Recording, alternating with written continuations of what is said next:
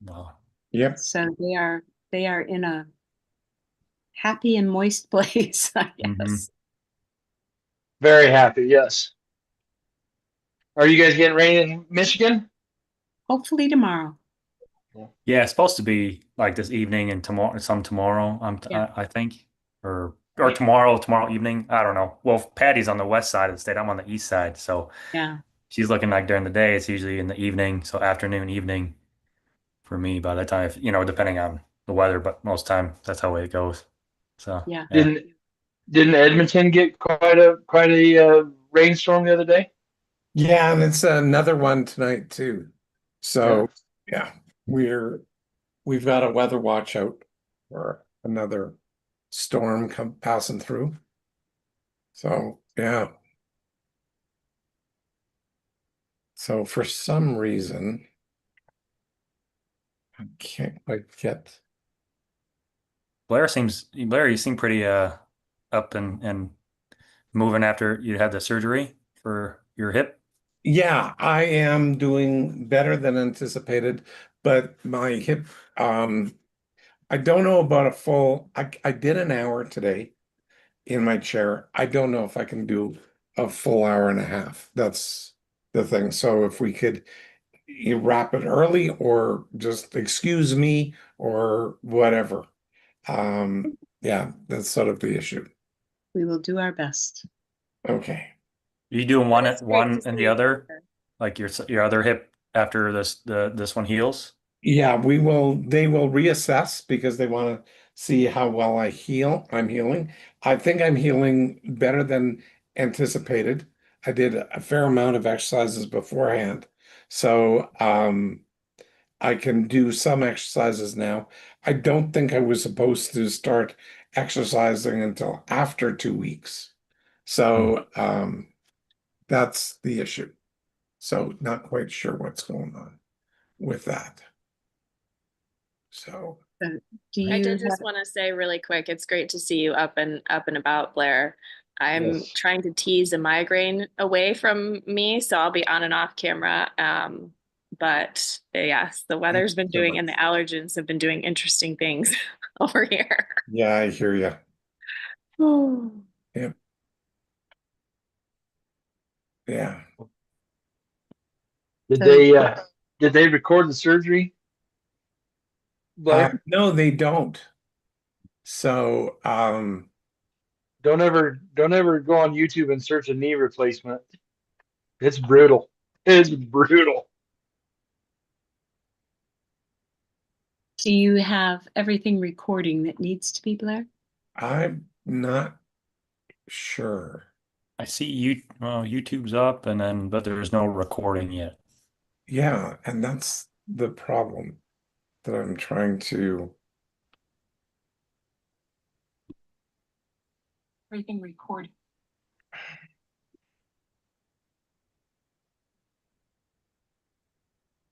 Hmm. Oh, make, there we There we go. go. I'm recording it to this computer, but it should be recording to Fathom, but it's not actually. So that's part of it needs approval, awaiting permission. And I'm the host, and I don't know. I was hoping somebody with more technical expertise than I could do this, but Becky and Tim will not be on tonight, so Oh yeah, waiting permission. yeah. So I want to go granted, but it says click cancel in Fathom to remove the bot. Well, I don't want it removed. I want it to approve it. So anyway, my difficulty. My bad. Don't know what I'm doing. Well enough. They change things every so often, and then I just go, I'm not sure exactly what I can do differently. So anyway,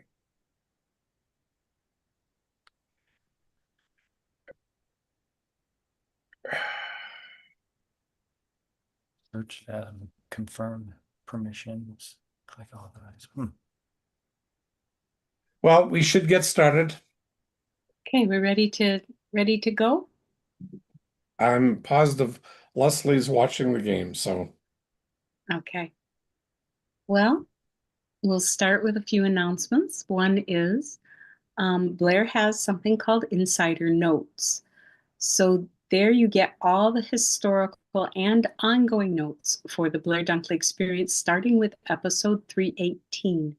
And tonight we're doing episode 349. So there's a lot of backlog that you also get in addition to the current notes, $25 a month or $300 a year. BlairDunkley.com/BDE-insider-notes.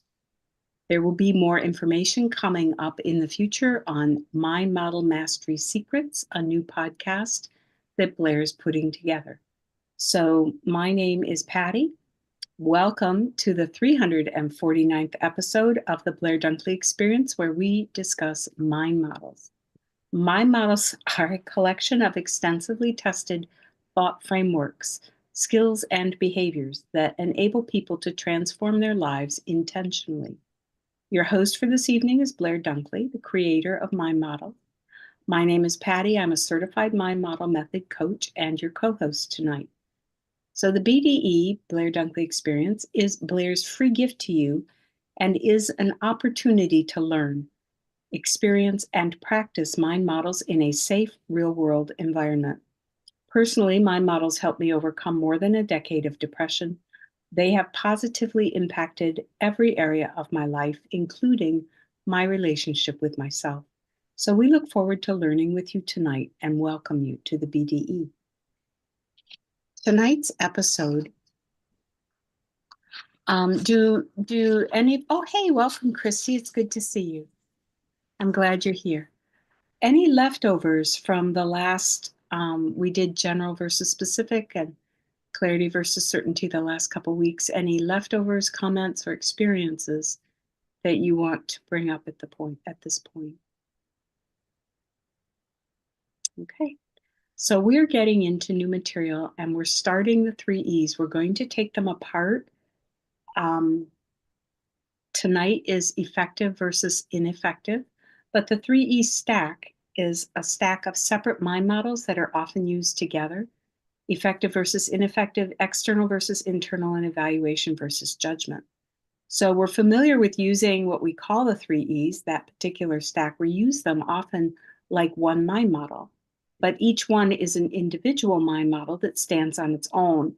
They all naturally bridge and flow from one to the other, and we're breaking each of the 3 E's down separately to look more closely at how they function individually and within the stack. So Blair, I'm going to turn it over to you. Give us a little history. well, yeah. The 3 E's, you know what? Earlier today, I wound up doing a podcast. And on the podcast, I did talk about the 3 E's. And I put my notes together for the insider report, basically insider notes. And when Patty was doing the setup for this, we frequently go through and start getting definitions. And one of the things in the definitions that was stunning, like just blew my mind sort of thing, was the fact that in the definitions, I believe there's 40, over 40 definitions for good and bad. Well, actually, just bad, good. I mean, 40 definitions for good and about 30 for bad. How does that fit? Well, we're into effective and ineffective, but back in the day, I was hearing so many of my students at Life Skills College doing so much judging about good, bad, right, or wrong, and that they were wrong, they were bad, they did this, they didn't do that, and why did they do that? and all of this crap that they were holding themselves stuck with. And I started testing. There's got to be a better way and something that is more specific because we have all of these multiple meanings. And when one person says good, do they mean the same thing as the next person's good if there's like 40 different meanings to the word good? Literally. Patty, do you recall the dictionary?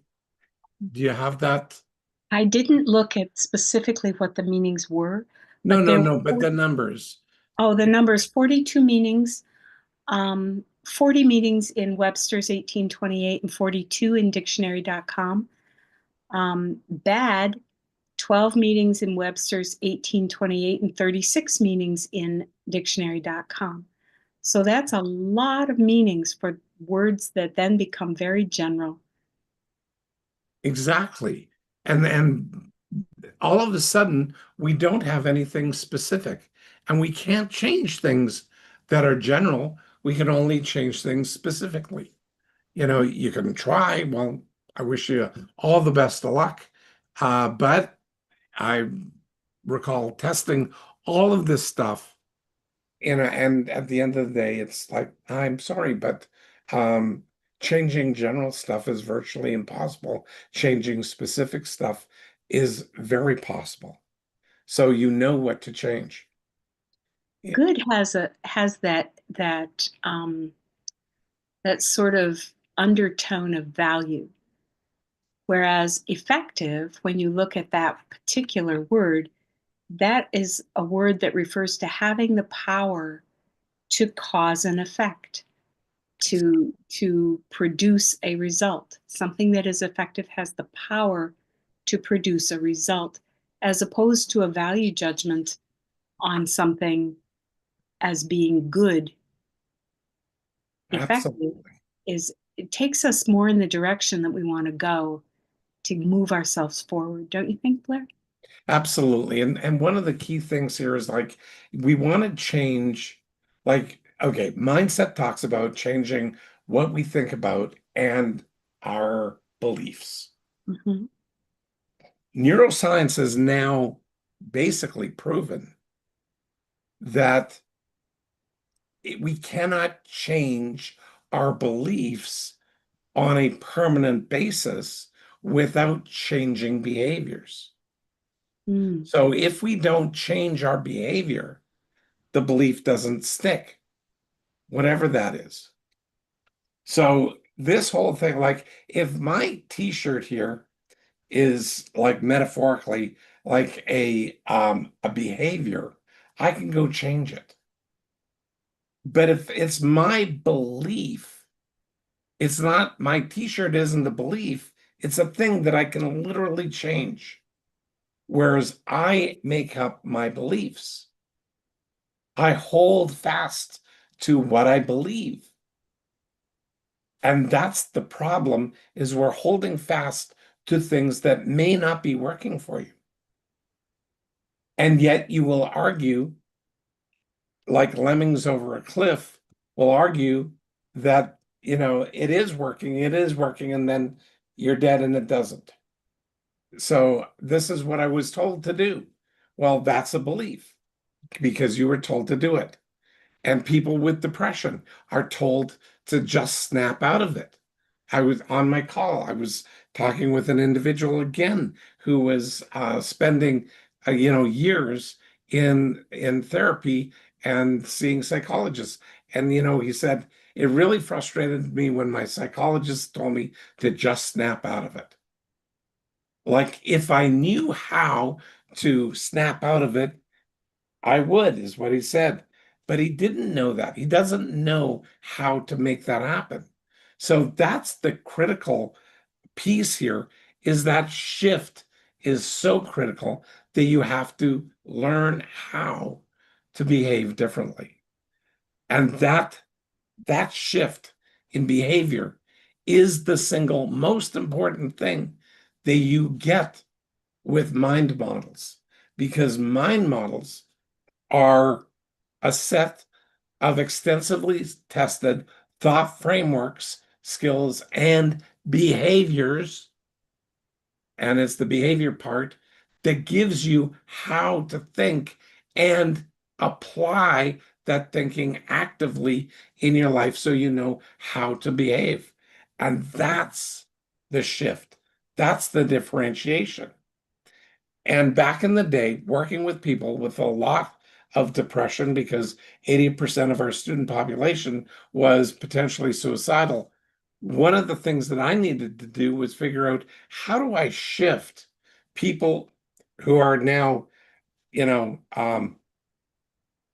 sometimes sentenced to life skills, sometimes just sent, all of them sent by social workers or, people who want a shift, or they come because they want a shift. How do we make that happen? And it's got to be on an identifiable, repeatable, and duplicatable way. And the critical thing here is, mindset doesn't give you that. It doesn't give you identifiable, repeatable, and duplicatable. It gives you somebody else's model of the world. Do what I did and you'll be successful too. Yes, just think positive. Let's just have positive thoughts. That's Exactly. all you need, is to have a positive thought. And how far did that get you? Like, For me, it got me no place at all. It in a way, it opened the door for me to judge myself even more, yes, because positive thoughts weren't working and I was told that they should work, but should. they didn't work. Yep, And so then if they should work and they didn't work, then the problem must be me. And I exactly. began to really judge myself for the fact that I couldn't make positivity impact my life. And I certainly couldn't do it in an honest way.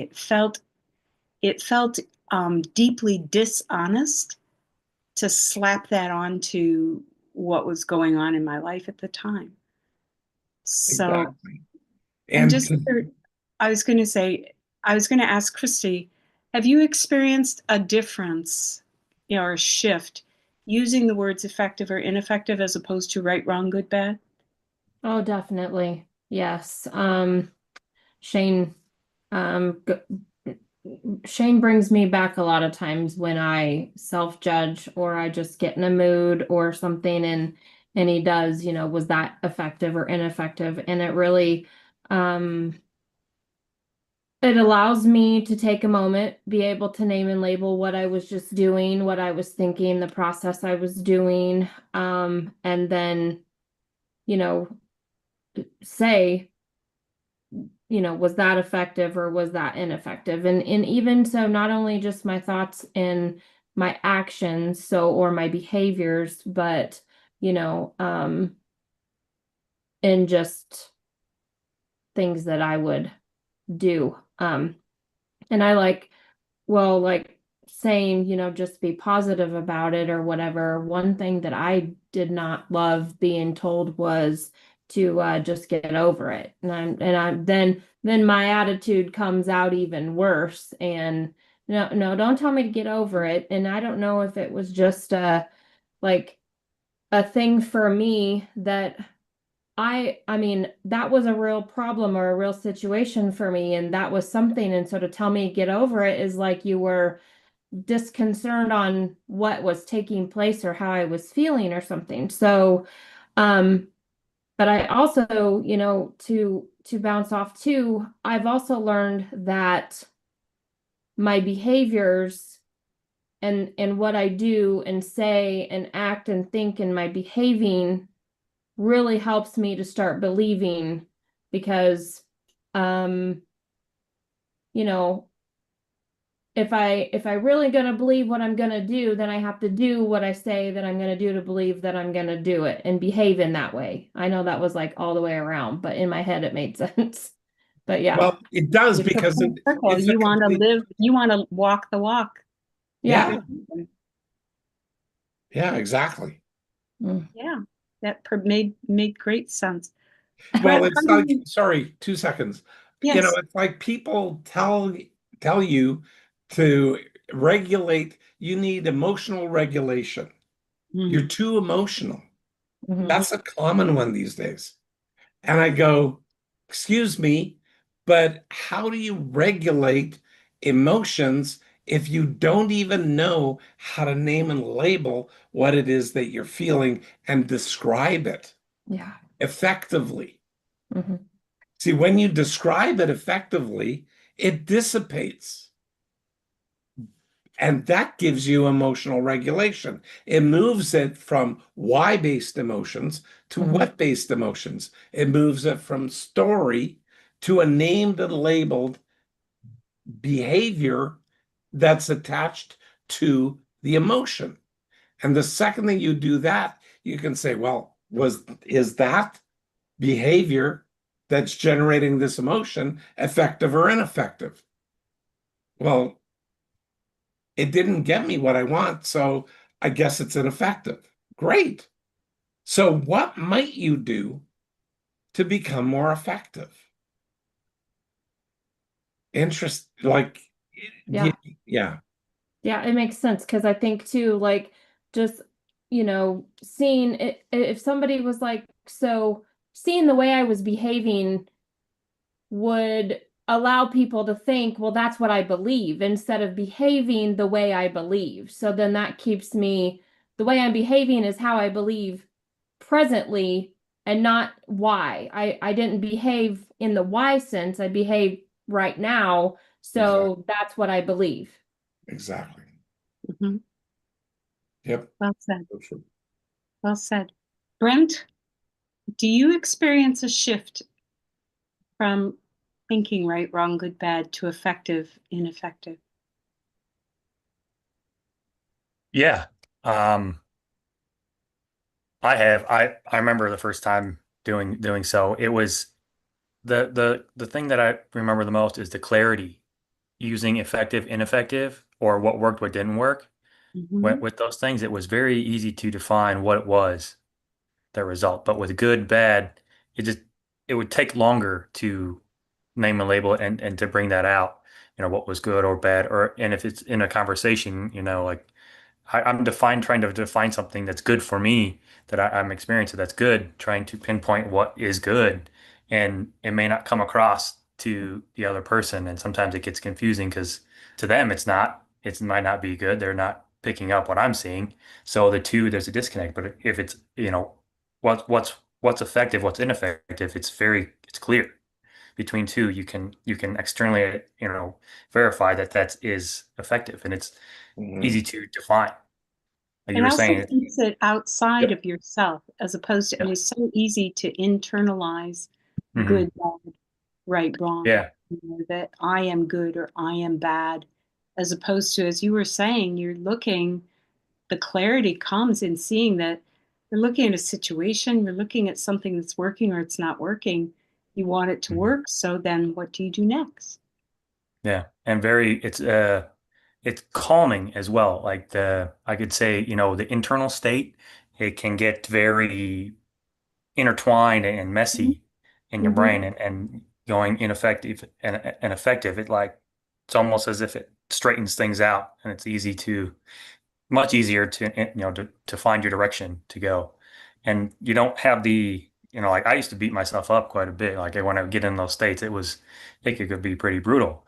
But then looking at, is this effective or is this not effective compared to, this was really good or this was really bad, and then pounding on it, it was just like, well, it was looking at the data points and almost separating me from that information, that behavior, like we were going, talking about beliefs and behavior, separating myself from that behavior. Like I can work on that behavior and, and change it Mm-hmm. and to make it effective. So it's not me as the person. Like that's not me. That thing can be changed. Like Blair was saying, the shirt, like it's not Right. permanently me. It can be changed.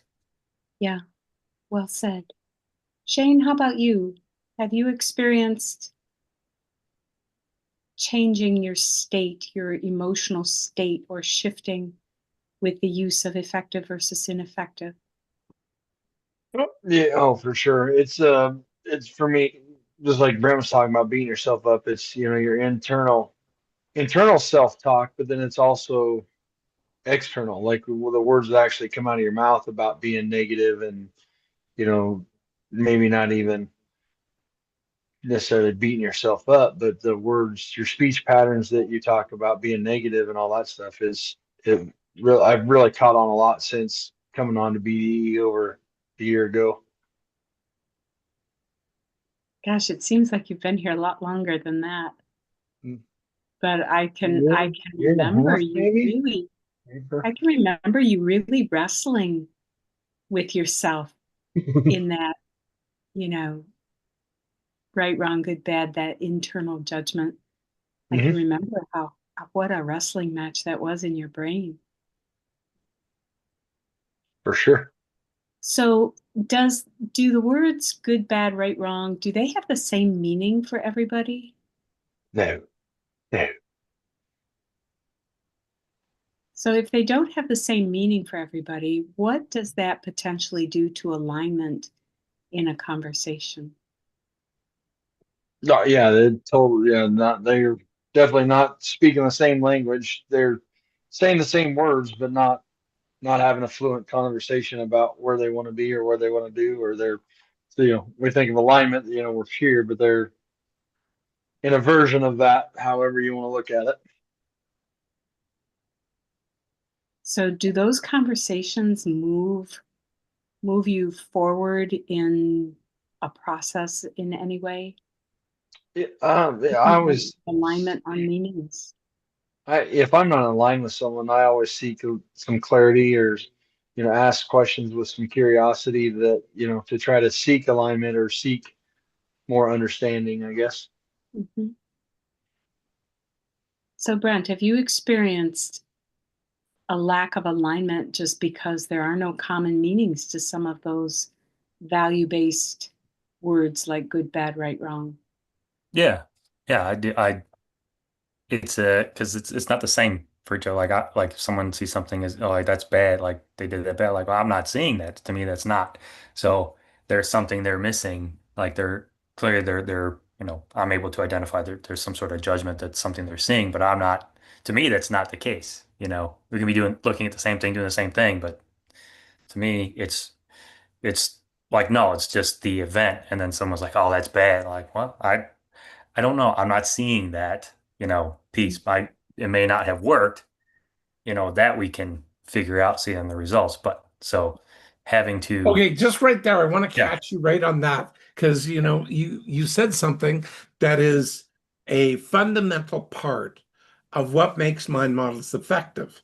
Because you just said, I'm not seeing that, so that you can say, okay, I'm not in alignment with what you're saying here, that it's bad. I'm just seeing it didn't work. Hmm. All of a sudden, that pivot, that simple pivot actually changes it from something that is not work like very judgmental into something that can be evaluated and you can figure out what does work. Hmm.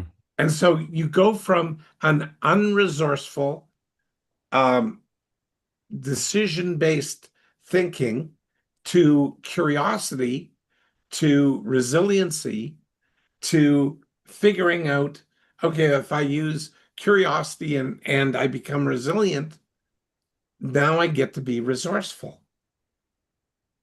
And in And today's world, go ahead.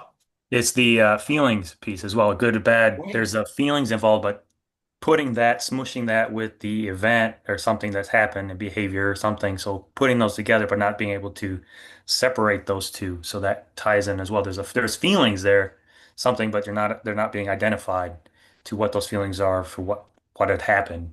See, you're using one of the mind models sort of semi-consciously here. And one of the mind models is getting out of why. Why is that good? Why is that bad? Why am I feeling the way I'm feeling? And all of a sudden, you're getting yourself into the present moment and getting into another one called getting to now. And you getting yourself in the now, which is the only place where you can make change happen. And as a result, you're structuring another mind model, which is called balanced, fair self-evaluation. There's this whole cascade of things that we do. And I don't think you were consciously thinking of doing that. It's Mm-mm. just what happens as a person becomes resourceful. And then you can take a step back and recognize, oh, my position, the self has shifted. Mhm. It's now influencing others. And it's going to be something self-other and situation. So Shane, you're needing to pop out of here for something. There's clouds or whatever. We got a really bad storm coming, so Oh, he's gonna go do some switching some stuff around real quick. Okay, no worries. Thank you for yeah, that's it. that. Like also is that control and influence piece that Blair, you were mentioning influence with is other situation.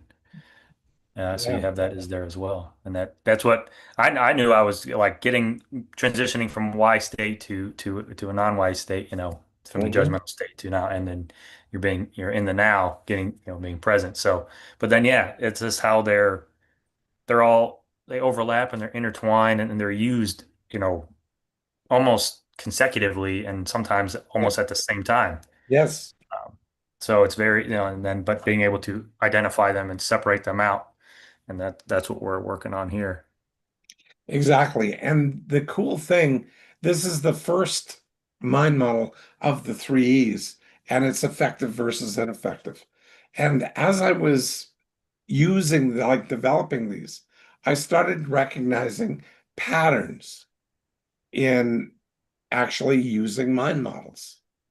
And as we got, well, as I put in the years, and we're starting to do more of this stuff, I started recognizing, hey, I can get people out of their stuck situations faster, more reliably when I ask them a simple question.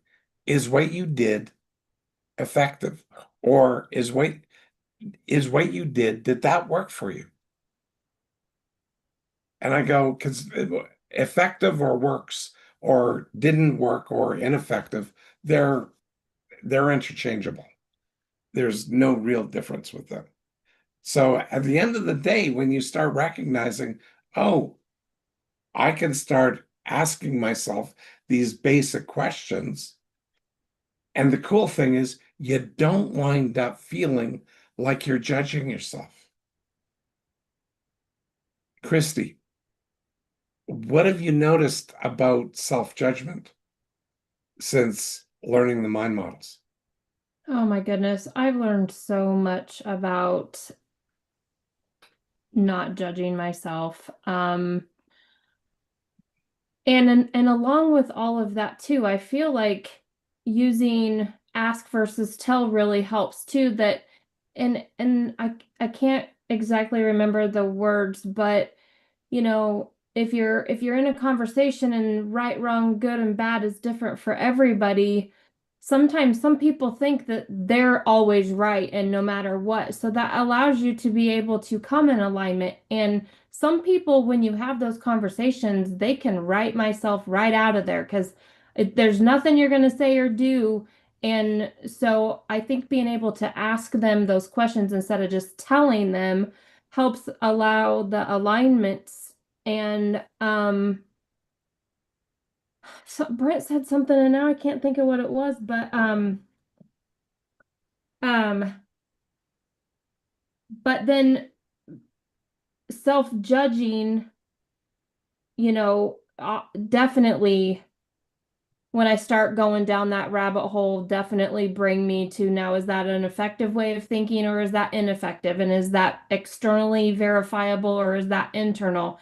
And that is those three E's are, and it's so funny because I don't necessarily even have to say now, is that effective or ineffective? I just know in my head that that was not working out. So now gathering all the content that just took place, now what's my new process? Or, how do I need to do that? So, yeah. The interesting thing when we get into self-judgment is I don't think we're even aware that it's not working. Yeah. We get so into our own story or drawing on past experiences, which are Mhm. unique to us. They're not shared experiences that other people see the same way we do, but we form something and we consider that that is the way it is, and we don't even notice that it's not working for us. We don't ask the questions. I Well, and really like sometimes, what you were saying about asking the questions. yeah, sometimes it even feels now, that when I would think, well, that was really bad or that was really good, and that is judging myself, that I almost don't even go there hardly anymore using it effective and ineffective. So it doesn't even like point fingers at myself that it was a bad thing, because then I stay there and then I run like, what did I do? Or, what could I have done? And then just saying, now, did that work or was that effective or ineffective, allows me to, you know, make a process of, okay, so that didn't work. So now we're going to try it this way or something. It gives me more options instead of just stopping me and just having my little pity parter, which I really thank Blair for that, because I don't get to stay there for very long anymore. It's time to move Hey, forward. good job. Yeah. Yeah. You Yeah. know, I just had hip surgery last Wednesday. So tomorrow, Oh, you know, goodness. yeah. And so I am doing the same thing. I'm going, what can I do? Not Mhm. what can't I do? Yes. So, yeah, I can lay in bed or I can try and move my legs. And the more that I move my legs, the more they feel like, okay, I can move them. And then I can test movements and I can see how things work and aren't working. And I go, okay, this is still early days, not even a full week. And things seem to be working reasonably well. Hmm. Great. So let's not beat myself up too much for stuff that I put in work beforehand. I did a lot of exercises before, and now I'm reaping some of the benefits because I'm able to move more quickly, going from, unfortunately, it was a walker to two crutches. Now, today, walking around the house a bit more frequently on one crutch. So, well, I needed my free hand to like move plates around and cook dinner and stuff like that. But that's all about doing things effectively. Not good, not bad, not right or wrong. Just going, hey, this is effective. Moving forward is effective. Absolutely. So, Brent, what is the focus of an effective question?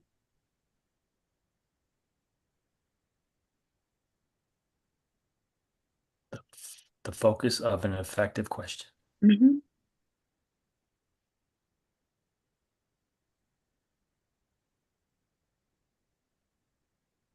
Hmm. Got a good one there. I like it. Um,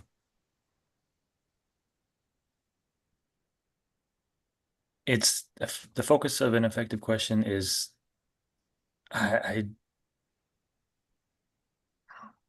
lean towards like curiosity. Like that's the focus, the finding, just to get the answer. You're not looking for a specific answer.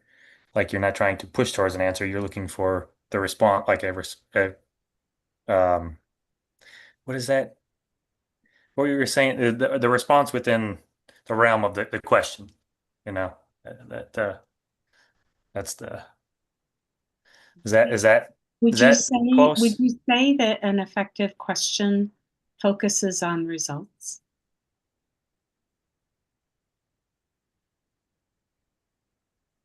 Well,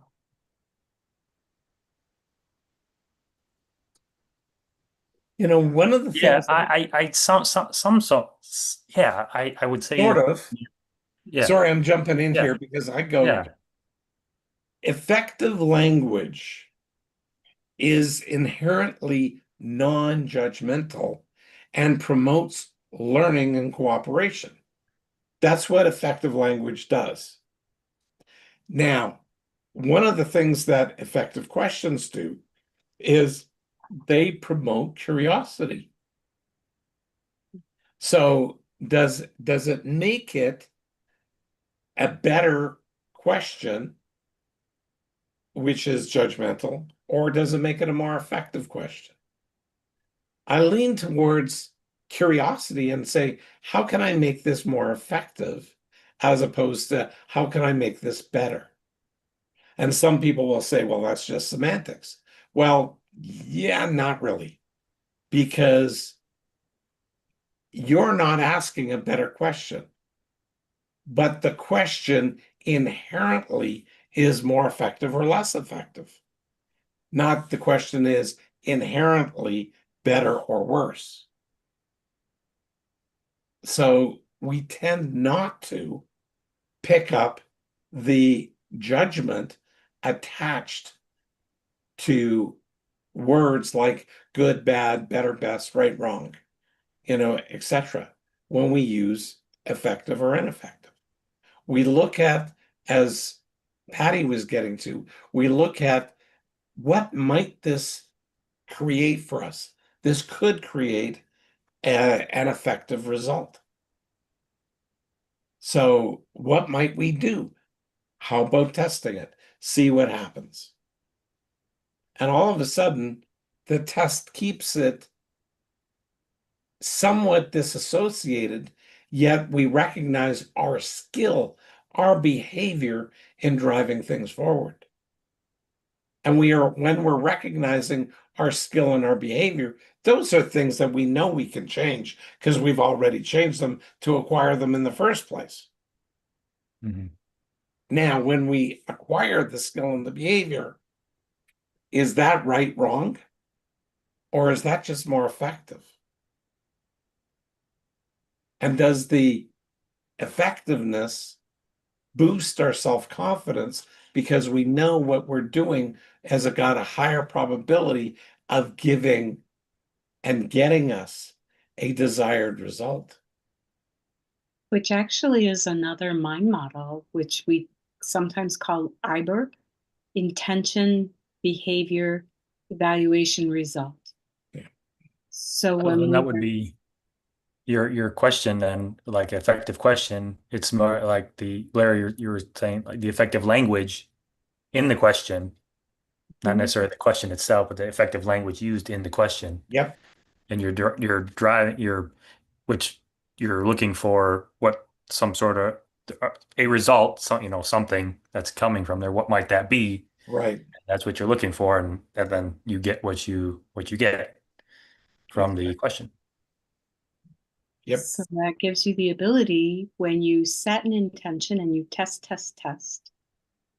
to be able to evaluate it in terms of what worked, what didn't work, and what might you do differently. You can then go back and set another intention, test it, what worked, what didn't work, what might you do differently, and then it's kind of rinse and repeat, rinse and repeat, and you incrementally move yourself forward in a direction of your desired result. yeah.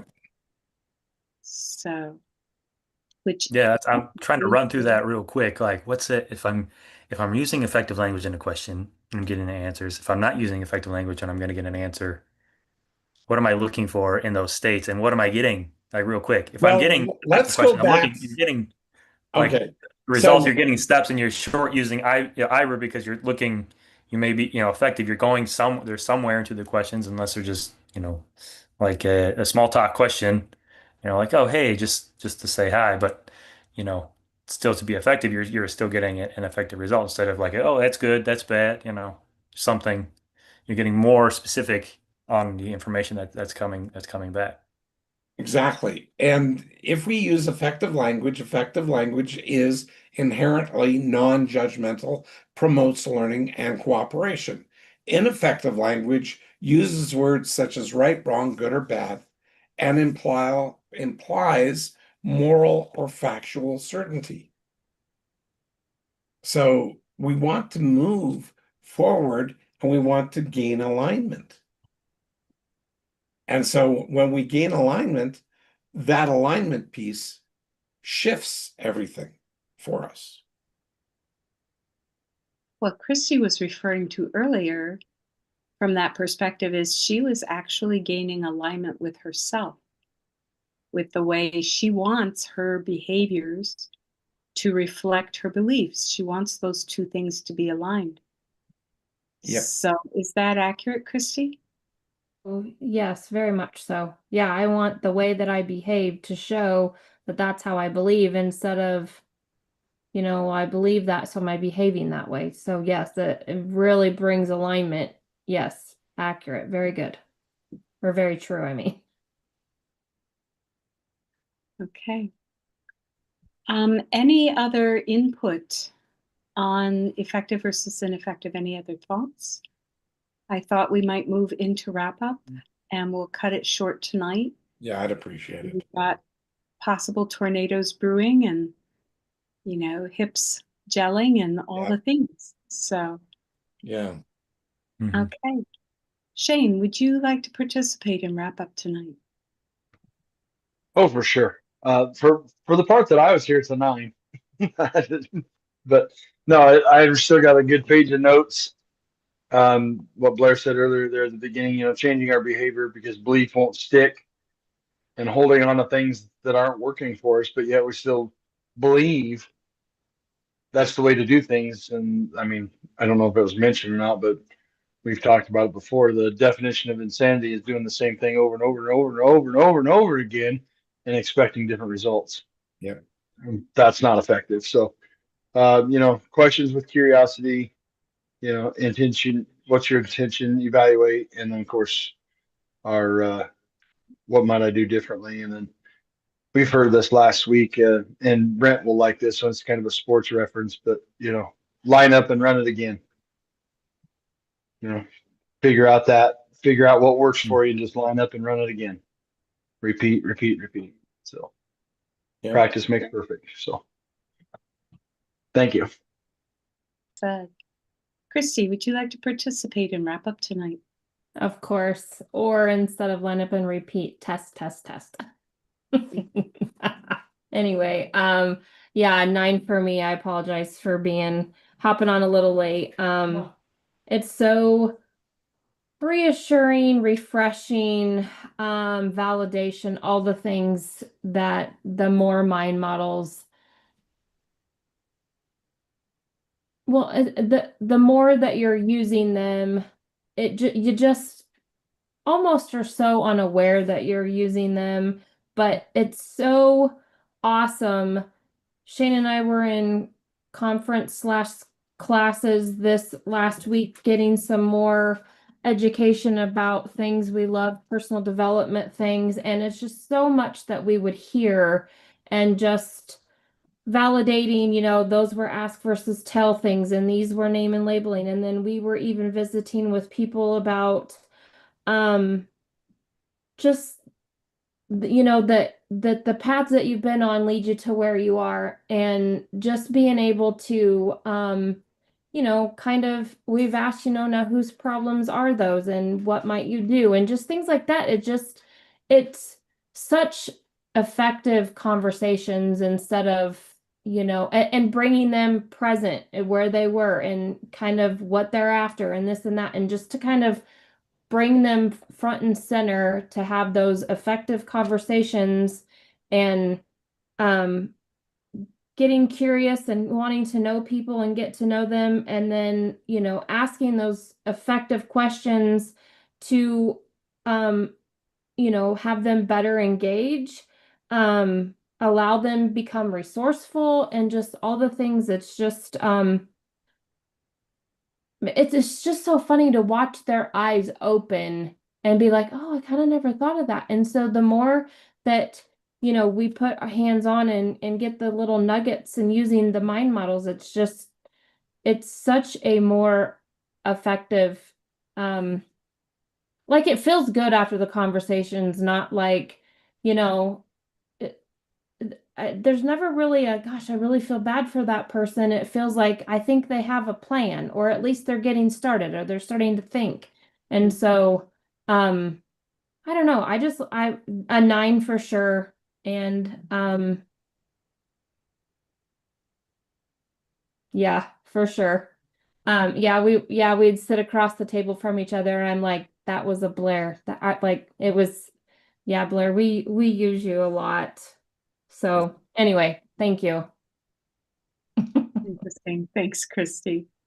Brent, would you like to participate in wrap up tonight? Yeah. So effective versus ineffective. That's one of the three E's are usually some of the ones I look to the first. So effective versus ineffective. And I think that's maybe because I used to beat myself up and judge myself quite a bit. So if for me to go there, it takes me out of that, right, that state Right. right away. And then you ask yourself those questions and you have to think you're focusing on that question. Your brain is like, okay, what was effective? What worked? And so it's like it's switch, like it flips the switch of the judgment, like that judgment piece and beating yourself up to like, okay, what was it that worked? And you're looking outside, external. And I've asked it to other people as well when they're in that like, oh, that was bad, that yeah, what was that? And I'm like, well, what was effective about that?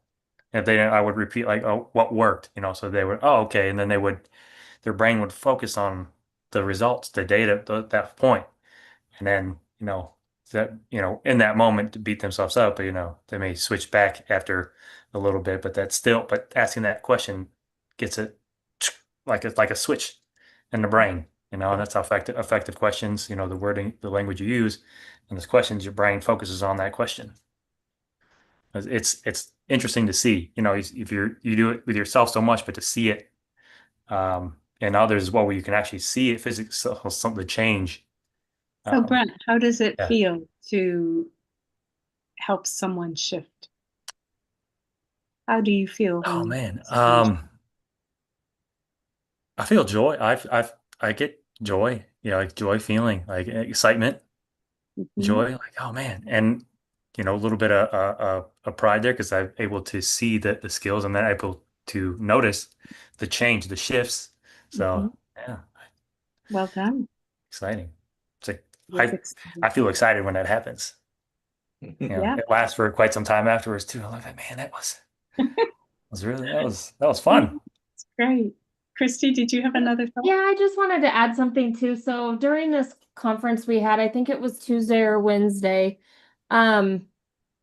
we sat next to a table with a family that Shane was visiting with them on a break, and we were able to share some just kind of life and stories and whatnot. And I don't know how and Shane, you can fill in or whatever, but they got to visiting about Shane was like, he talks about mind models all the time. And anyway, this family had said, that their family, they also had a family farm, and they were going through some stuff, and they had lost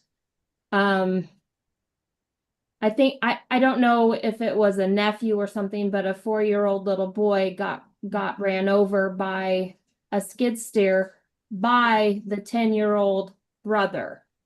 I Or didn't get skid. that. I didn't get that detail, but I did talk to him Oh, a I'm little bit so about it before. sorry. No, But no, but anyway, no, I it's didn't know I missed that part. But I just thought it was just so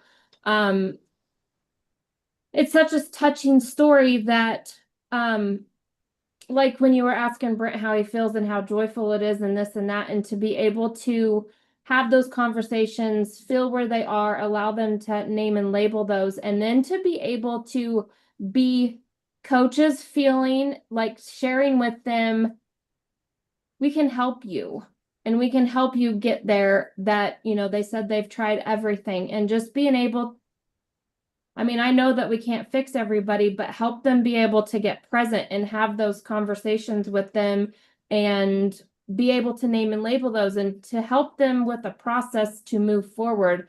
That feels amazing. Like it breaks my heart too, and it makes me so sad, but it makes me so joyous that I feel like we can really help them. So we're really gonna, I mean, we've actually just talked to them on the phone today and, gonna make steps to be able to help them. And thanks to you guys, that feels so good to feel like we're gonna be able to help somebody. So yeah. Mhm.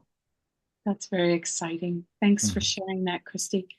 Shannon, are you present?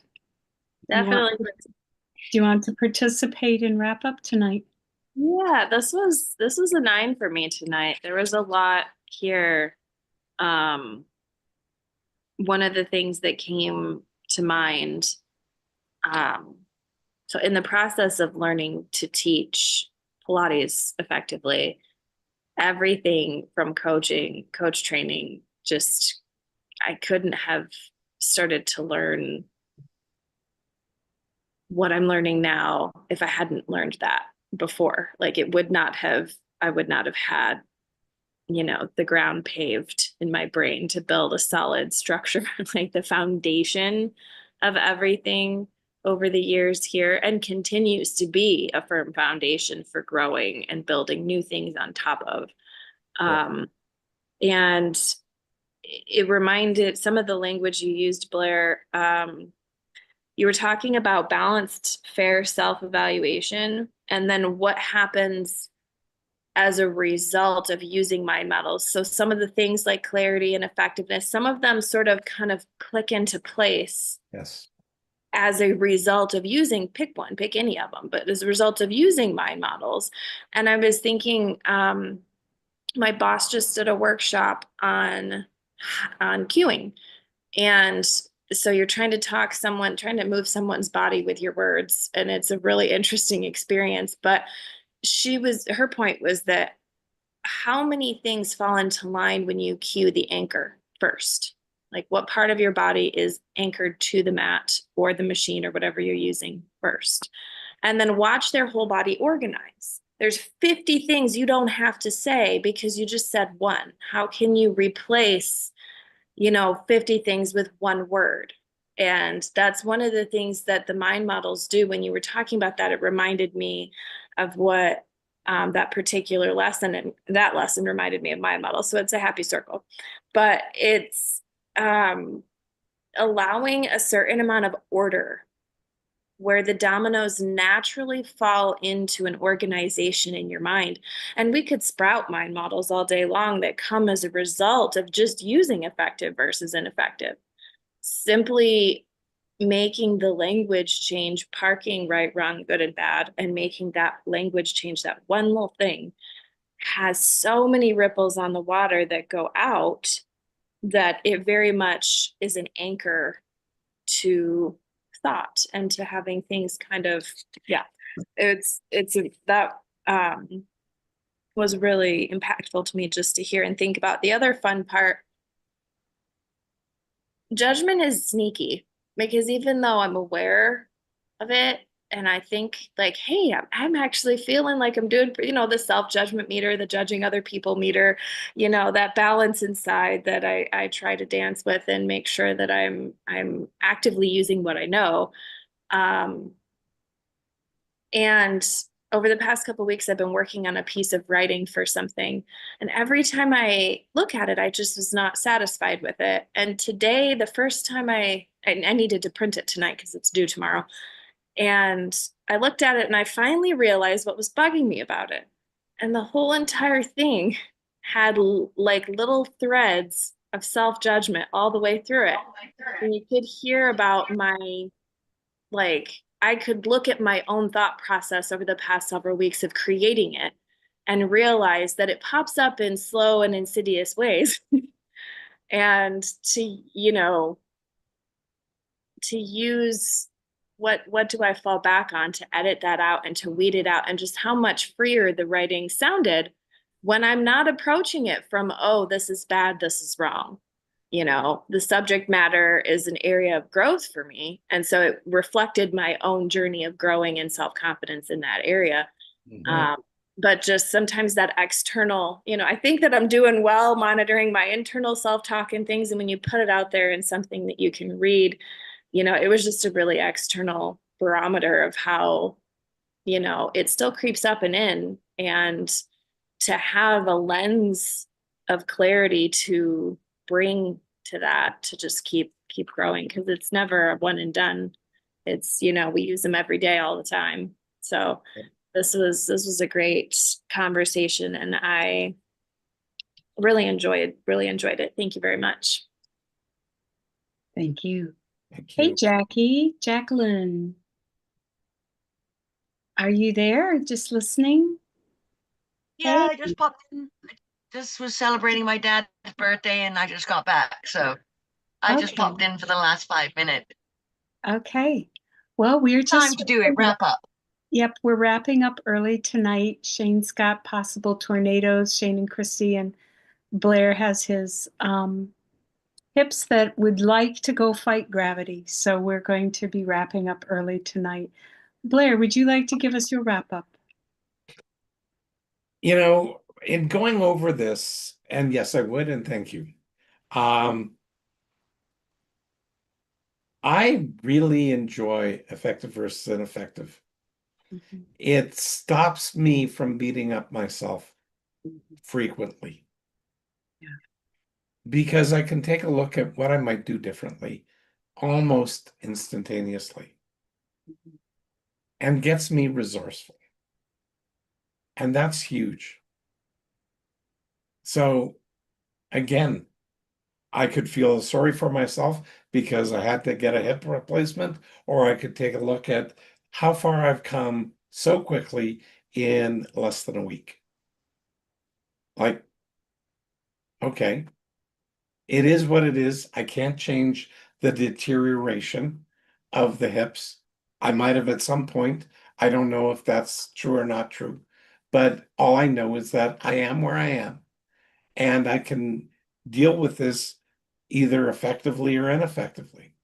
I can have a little pity party for myself, or I can go and say, I need to be effective. And part of being effective is taking some time and letting myself recover. That seems reasonable. So I do that. So it's just a really simplified version of going, yeah, that's effective. Mhm. And I do that, I say that, and it is, and it's externally verifiable. So because other people say, yeah, that's effective. Mhm. Take some time. You don't have to do everything all at once, not right now, not today. Mhm. Just one step at a time. Yeah. Great. Just let's see what I can do. So yeah, I love this one. I'd give it a 9. Thank you. I'm going to say it's a 9 for me tonight. This is one of those that I really enjoy talking about. I really enjoy hearing how just this one simple thing is so impactful to people on an emotional level. Mhm. And I know it is for me as well. It gets you out of, I use it a lot with children. I mean, I use a lot of the things that people have already shared, but I can look at children and some of their behavior and just say, that's not working for me, or that's not effective. And I don't have to blame them. I don't have to make them feel, badly or anything for the fact that, you know, what they did just wasn't effective. That's all it is. And emotionally, I can move on. Emotionally, they can move on. They know what to change. There isn't this shooting in the dark trying to find the target. It's really it's incredibly impactful and useful in life. So just one of those very handy tools to have in your tool belt. So with that, excuse me, I just want to remind people about insider notes, www.blairdunkleydot com/BDE-insider-notes. You can get all the historical and ongoing notes for the Blair Dunkley experience from episodes 318 up through today, and ongoing for $25 a month or $300 a year. Look and listen for more information on My Model Mastery Secrets. That podcast will be coming in the Soon. next few weeks, I would think, huh? It's coming soon. Yes, coming soon. Yep. And there's one, oh, I know what I was going to say. Christy and Shane and even Brent alluded to, and Shannon too, actually, to the My Model coach training, where people learn to coach others or even just to coach themselves, to learn the skills for their own mental ability to cope and problem solve. And if you are interested in something like that, I'd encourage you to get your name on a waiting list for the next class. We don't have a date for that. We don't know when that's going to be, but get your name on a waiting list and you'd be contacted. So Blair, would that be blairdunkley.com for them to Absolutely. find a place to contact you? Yes. To get, yeah, send Blair a message and he'll put you on a waiting list and we'll let you know when the next class is. So with that, we're going to give you the gift of 20 minutes tonight to do with as you please and invest in yourself. So you all take care and we'll see you next week. Take care, Thank guys. you. Mhm. Glad Bye-bye. you're doing good. Glad you're doing good, Blair. Thank you.